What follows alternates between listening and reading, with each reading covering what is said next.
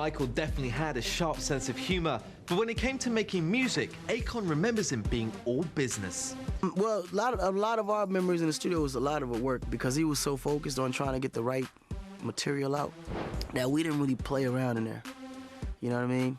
Like, we talked, but we rarely joked. Because at that moment, regardless of what we was doing then, let's get serious. And let's really do what we came here to do. He was never satisfied. Like, we might have passed up ideas that I know for a fact in my heart was smashes. He'd be like, nah, we gotta come up with better. We gotta come up with something better. I'd be like, Mike, you can't get no better than this. What do you mean? No, trust me. If we can create this, we can create better. So it was us over, and I promise you, as soon as we create something better than that, he'll say, we can do better. So we could never do better. Because his expectation was so high, and I think that was one of the main reasons why it took so long for him to create a project and him to be happy with it.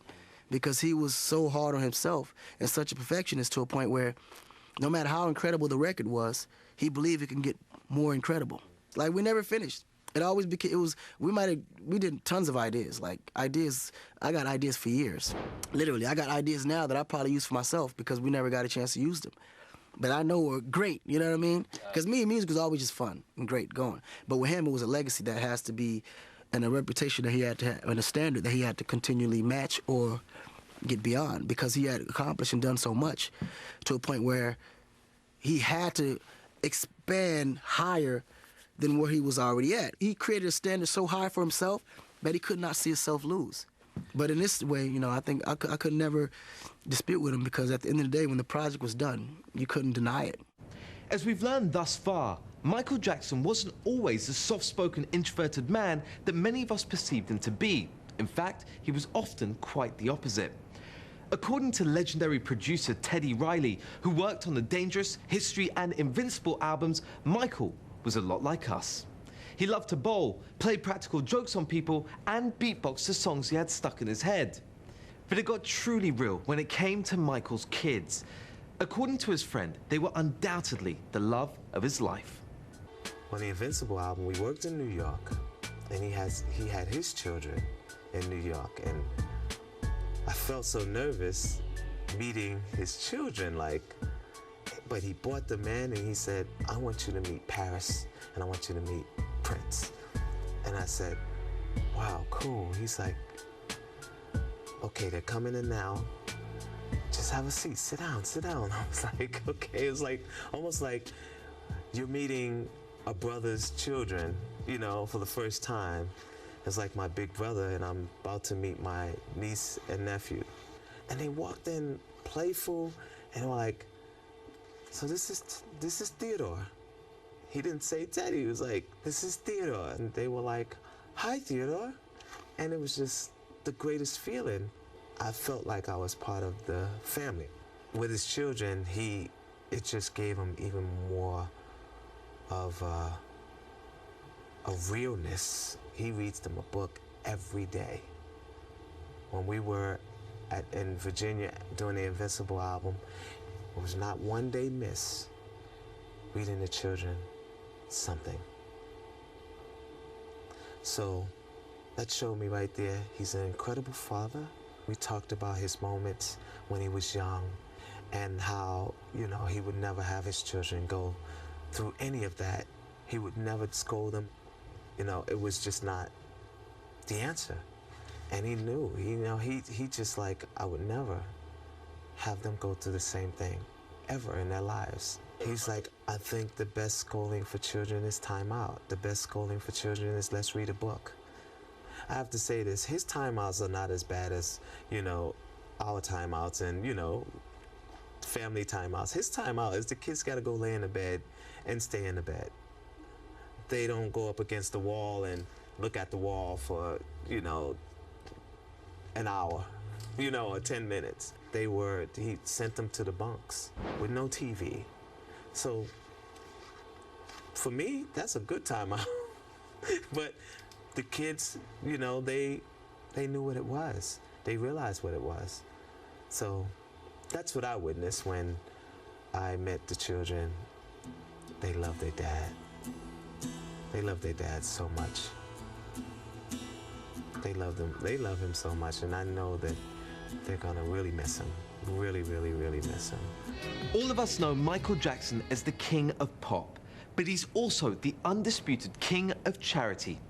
What kind of humanitarian was he? Well, he's listed in the Guinness Book of World Records as the most charitable pop star ever. One man who witnessed his generosity firsthand was Kenny Ortega. Ortega co-created and designed the Dangerous in History tours and was preparing the This Is It concert series when Jackson died. He'll admit that working with Michael was one of the highlights of his life, but it was what MJ did off the stage that had the most profound effect on him. Working with Michael was not like, it was like a completely unique experience to anything else that you could possibly have in your life as a creative person. The first time Michael called me to work with him was before Dangerous, 2 decades ago. And it was the most unbelievable day in my life. And this guy was just, the hero in every aspect of what I loved and why I was doing what I did. One thing that really will live long and it will be everlasting with me, just in terms of my, what I learned from Michael was his reasons for doing things. And they were pure. We were going out to do This Is It. And he never once, ever, in the months that we worked together, talked about selling records. He talked about wanting to do This Is It because he felt that he was still young enough to be able to do it, and he wanted to share it with his children that were old enough to be able to appreciate what it was that he's loved all of his life. He wanted to do it for the fans. He wanted to give them back for staying there with him, for supporting him, for not quitting him. And most importantly, he said, Kenny, I wrote these songs, over a decade ago. Earth Song, We Are the World, Heal the World, and look at the planet. Look at the peril that we're in. Look at the human condition. If we don't do something to help this planet in the next 4 to 6 years, we'll have done irreversible damage, and there will be no saving this place for future generations. And that's how he talked. Now let's go to work. Let's dream up a show.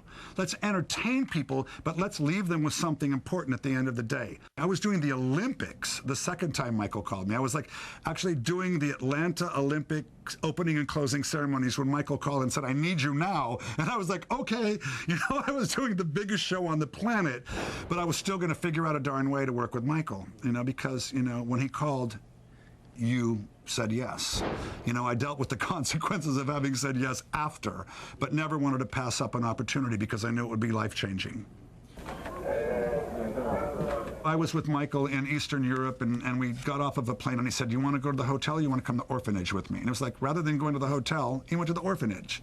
And he walked into this orphanage, and I remembered him looking, and he was walking through it, and he was very calm. The promoters were there, and he was looking around, and the conditions were pretty grim. And I saw him whisper to someone, and then whisper to someone else, and he was, moving through and interacting with the children. And then later I found out what he had whispered, and it was, this orphanage will be turned around. There will be new beds in here. There will be clean sheets in here. There will be more people in here taking care of these children by tomorrow, or I'm not going to go on stage. I saw this guy go into an orphanage in Romania and turn the conditions around within 24 hours. Another thing that I'll always remember about him.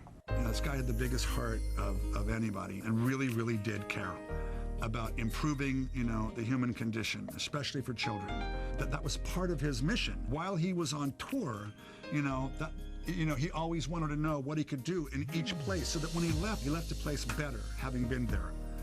And how many people can you say that about? Amazing story. And like the other stories told here, it provides a little more insight about Michael as the real person behind the influential icon. Michael Jackson, the man, will definitely be missed, but there's no doubt that his music and memory will live on forever.